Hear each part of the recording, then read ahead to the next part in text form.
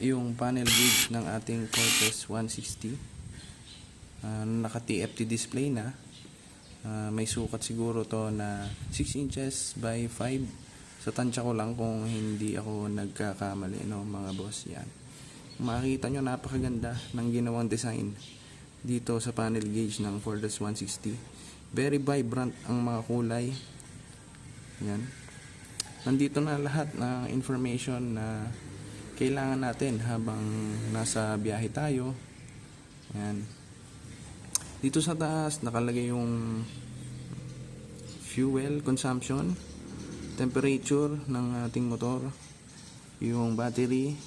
Syempre may orasan, ang ganda, ayos. Yan, speedometer. Kung naka-on yung traction control, ayan dito sa baba. Syempre yung total kilometer na tinakbo ng motor, yung gasolina. Ayan. Ngayon naman, tignan pa natin yung ibang features nitong panel gauge ng Fortress 160. Paano natin ma-activate yung mga yan? Gamitin lang natin yung mga key dito sa kaliwang bahagi ng motor. Makikita natin yung enter at select, yan yung mga gagamitin natin para ma-activate yung mga features nitong panel gauge ng Fortress 160. Unahin na natin to. Pag hinold natin tong enter, yan, lalabas yung QR code. Yung QR code nito ginagamit para ma-connect yung ating motor sa ating mga smartphone. Yan. May option dito na para sa mga Android user at syempre sa mga iOS na naka-iPhone. Yan. Kung aalisin natin yan, hold lang natin tong enter key. Yan. At babalik na siya dun sa may pinaka-display ng ating panel gauge. Sunod naman natin yung isa pang features nito na mare-record yung total kilometer sa mga long ride natin. Yan. Sa baba, nandyan yung pinaka overall, no? Total kilometer, total odometer na tinakbo na ng motor natin. Yan. Kung gusto lang nating mag-record yung isang ride na gagawin natin, click lang natin tong select. Yan. Mapupunta na tayo dyan sa trip 1. Nasa baba. Yan. Pag click natin ulit tong select, ayan, punta naman sa trip 2. Click select lang ulit para bumalik dun sa pinaka total kilometer ng ating motor, mga boss.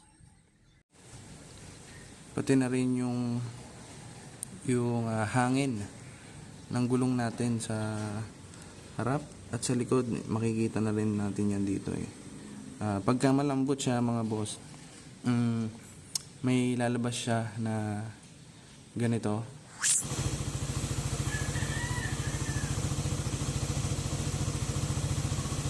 Yan. Para naman sa ibang features nitong panel gauge ng Fortress 160, click lang natin tong enter. Yan. Dito makikita natin yung iba't ibang features na pwede natin gawin sa ating motor. Unahin na natin yung interface. Sa interface, pag enter natin dyan, makikita natin yung dalawang parang themes ng ating motor. So, yung parang dark mode tsaka light mode na parang yung mga nasa cellphone natin. Tapos itong auto naman, ito yung mag-automatic siya pagka nasa madilim na lugar, magbablock siya, tulad itong sa akin na nandito ako sa silong ngayon kaya naka-block siya. Pagka naman napunta sa liwanag, lilipat yung kulay niya, magiging white. Yan, sunod na natin, ito yung clock. Yan yung pag-set lang ng oras, mga boss. Yan. Yan, nalipat ko patuloy. Yan, sige. Yan. Balik na lang natin mamaya. Balikan na lang natin yan. Tapos ito namang pangatlo, yung brightness. Yan. 1, 2, 3. Paano i-set yan? Click lang natin yung select. para kayo nang bahala kung anong level ng liwanag yung gusto nyong makita. Pero ako, nakaset lang siya sa auto. Yan. Ko lang siya ng auto. Click enter, babalik na yan. Tapos itong pang-apat, yung unit. Sa unit naman, ito yung parang yung sa may speedometer, yung kilometer per hour. Yung isa, parang siguro mile per hour naman to. Yan. Tapos, itong panlima, yung information niya. Yan, wala naman tayong makikita dyan. Kung ano ba yan. Ayan na lang natin yan. Balik tayo. Tapos, itong mobile Bluetooth. Yan, mobile Bluetooth. Ito, palagi ko ginagamit to sa application, yung para makonect yung cellphone natin dito sa motor. Yan. Pwede siyang QR code, pwede ring Bluetooth. Yan. So, sa ngayon, hindi ko naman siya gamit, kaya naka-close. Kung i-open natin, click lang natin yung enter. Yan. Tapos, yan. Pag nakita nyo nakalagay na open, yan. Okay na yung Bluetooth niya, nakabukas na siya. Pwede na natin i-connect sa mga cellphone natin. Tapos, dito yung Bluetooth name. Kung hahanapin nyo sa cellphone nyo, nakalagay dyan yung pangalan ng ating motor. Teka, close muna natin ito. Yan. Tapos, exit. Yan. TPMS. Yan. Itong TPMS ito yung nasa display din na makikita natin yung unit ng pressure ng ating mga gulong. Mga boss. Yung sa akin, naka PSI. Meron dyan yung KPA, MVAR. Ayan.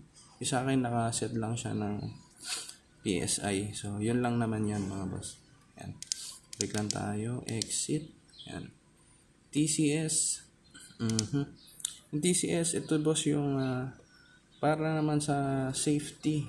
Yan. Yung traction control ng motor. On default, pagkabukas ng motor natin, naka-open na yung traction control natin. Yan, pwede naman natin siyang patayin. Yan. Click lang natin ulit yung end. Ayan. Sana. Click lang natin ulit yung enter para ma-close natin yung traction control ng ating motor. Ayan. Kung close natin siya, yan, sa ngayon naka-close siya. Tapos pinatayin natin yung motor. Yan. Kung makikita nyo dito sa baba, nawala yung icon ng traction control niya, mga boss. Tapos pag pinatayin natin siya, sinindihan natin ulit siya. On default, nakabukas na ulit yung traction control niya. Ayan, subukan natin ha. Yan, patayin naman natin.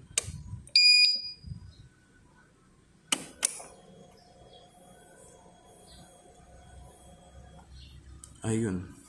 Kung makikita nyo, ayan, ito yung icon ng traction control. Nakabukas ulit siya, mga boss. No? Yan lang. Yan naman yung mga features ng panel gauge nitong Fortress 160. Anong masasabi nyo, mga boss, sa feature at design nitong Fortress 160? Diba, ayos na ayos yan. Yung screen mirroring, kung paano i-connect yung cellphone natin tapos dito sa motor, siguro gawa na lang natin yun ng ibang video. Ayan, subukan natin. Yun lang naman, mga boss. Syempre ulit, maraming salamat sa panonood.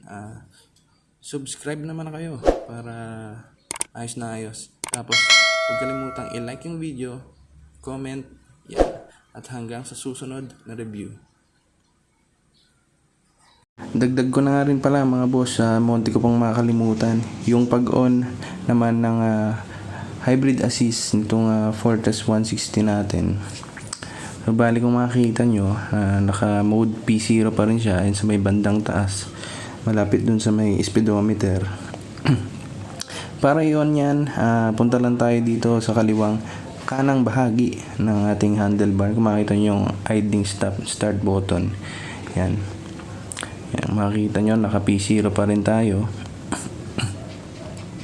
kung pag i-on natin yung hybrid assist, ganito lang, double click lang natin yung idling stop and start. Yan. Tapos kung makikita nyo, naka mode P1 na siya, ibig sabihin naka on na yung hybrid assist ng ating motor.